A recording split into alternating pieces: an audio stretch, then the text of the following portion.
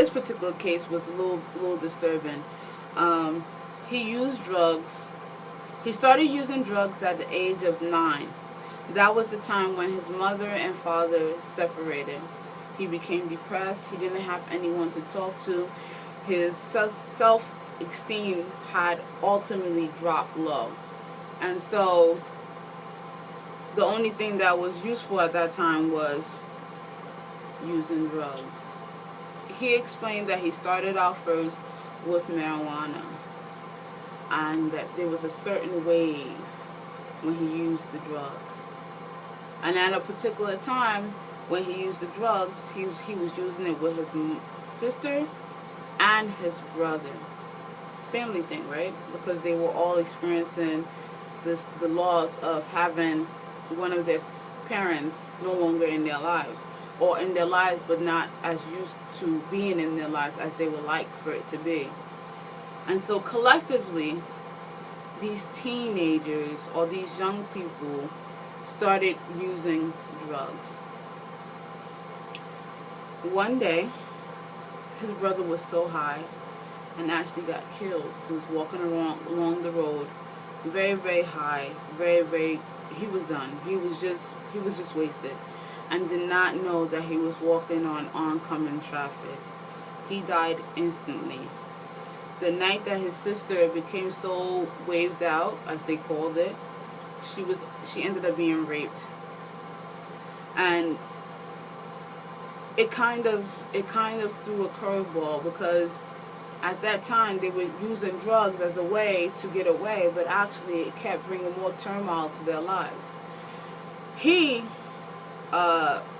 continued on using the drugs, and it increased.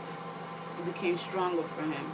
He used marijuana, he used ecstasy, he used crack cocaine, and sometimes he would even go as far as to mix the drinks. Mix it with alcohol and the drug. I think he said that he was at the age of 16 when one night he mixed marijuana, ecstasy, and alcohol. And he was coming to me, and there's something in our job we call minimizing. And he started to minimize. I asked him what was his charge. He said parole violation.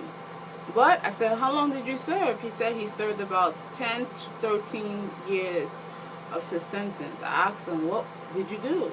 Did you kill someone? And he kind of let off a little chuckle.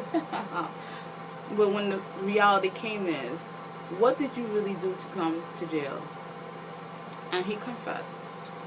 He did kill someone. I asked, being so interested now, meeting the first time murderer, as I will put it. And he stated that he didn't know what happened, that the information that came about was what somebody told him. On that dreadful night, he was high, he was taking ecstasy, and he induced it with alcohol. He got into a struggle with another peer member of his, right? And somehow, as they were struggling, he didn't have a gun on him, but the other person had a gun on him. And they ended up swapping, and of course, yes, he shot the guy one time, and he died instantly. He was charged as an adult, served his sentence.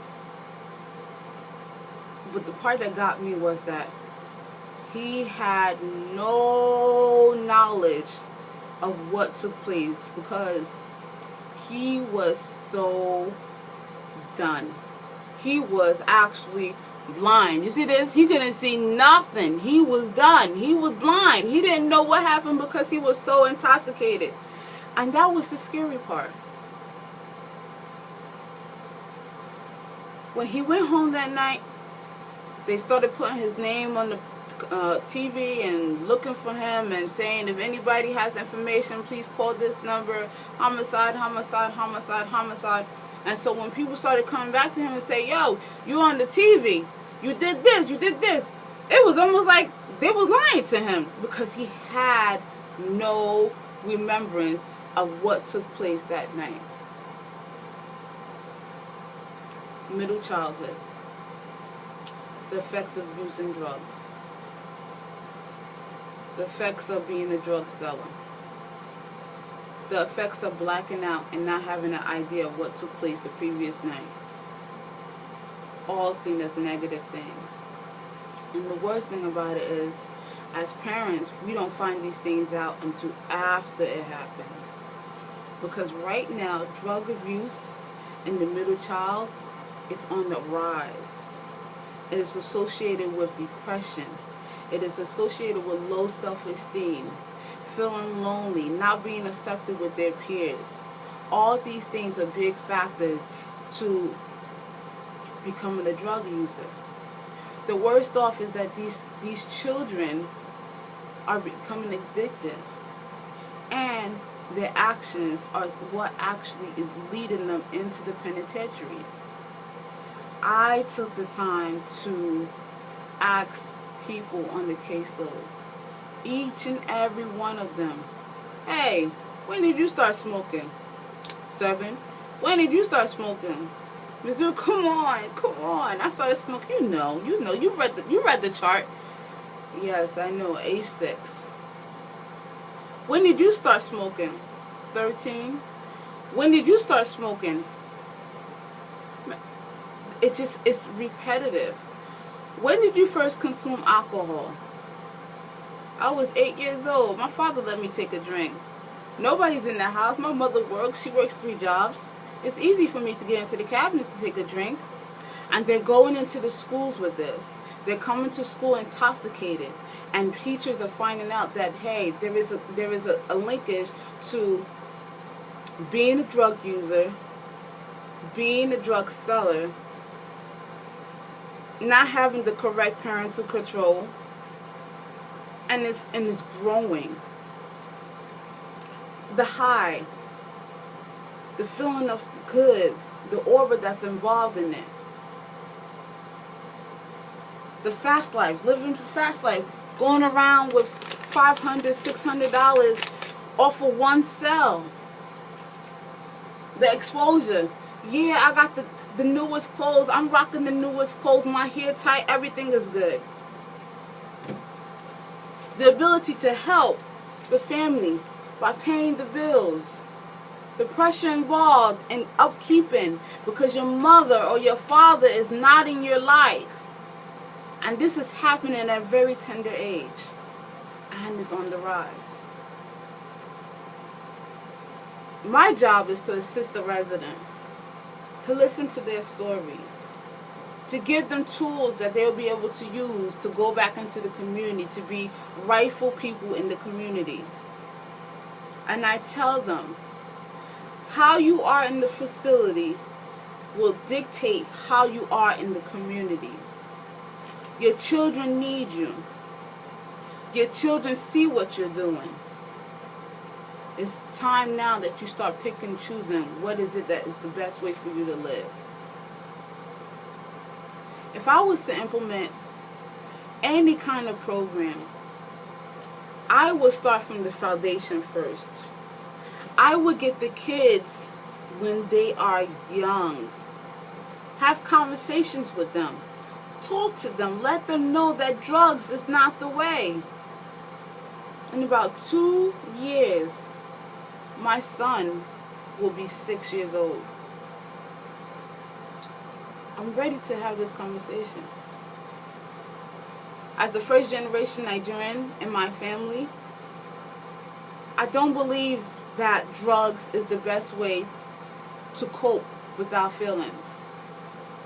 And though I know that a lot of people may disagree with me, it's best to have the conversation with your children to let them know that drugs and alcohol is not the way. If you are an alcohol drinker, reduce it. If you don't want to reduce it, don't do it close to your children because they see. The middle childhood, that is the time where they're exposed. They start making their own choices. I saw my mother do it. If my mother is doing it, then that's the best way for me to do it. We can't be having this this cycle. We can't. There's a program that I will implement. Talk to your children.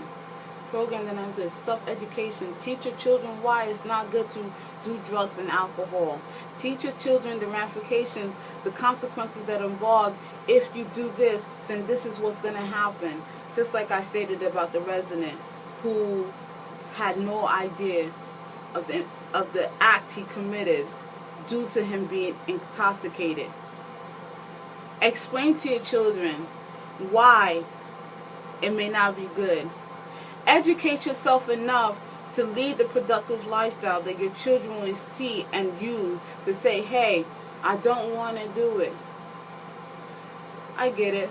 First time use, experimental, it's so fun, but it becomes dangerous when it's constant, when it's continuous. Middle childhood also state they have a long-term memory. They are capable of remembering what it is that they see, or what is it that they have learned, or what is it that has become knowledgeable in their brain. So they do know the difference between right and wrong because of their critical thinking skills.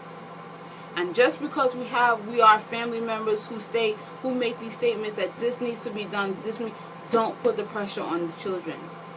Don't give them the reason why they need to go out and start selling drugs and then ultimately start using the drugs that they sell. Also,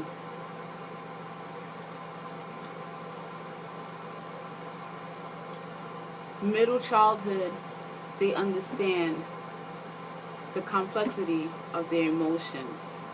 So they will know, they will feel the high, and they may like it, but they still need to be educated enough to know that even though they feel the high, even though they're using this to get away from their emotions, after the high comes down, it's still there. They will still have to face it. Talk to your children. Explain to them what is it that is good and what is it that is wrong. Because guess what? It's on the rise. It is on the rise. I want to thank everybody for giving me the time to personally explain to you how I feel about this subject. I'm a first-time worker working with these residents that they come to me and they tell me, Ms. Drew, can we sit down and talk? And when you hear their story, you're like, oh my God, you're in jail because you saw your mother struggling. You thought it would be best for you to go out and sell the drugs and then start using it because you want to hide how you feel. I get it. I do. I get it. Trust me, I get it. But you're in jail now. You can't send money to your mother now, so it defeats the purpose. I want everybody to understand that this subject is really, really personal for me because in the society I live, everywhere you walk, everywhere you go, you just see it. And it's scary because if you're capable of seeing it, guess what? Your children are seeing it too. And so they need to have the understanding that that's not the choice they want to live. And it will end nowhere. I used the book for my terminology on middle childhood. I focused on chapter 8, page 236 and 237. I also went on Google and looked up the definition for drug abuse. And I used the personal information that I know to explain this oral presentation on drug abuse and in middle childhood. And that's just that. If you do have any questions or you want to leave any comments, do so. Just type it in. If you have any questions about what is it exactly that I do at my job, talk to me. I'll explain. And that's just it. I hope everyone has a great night. I hope everyone enjoys the presentations. And that's it. Bye. Good night. Good morning. Get out for you.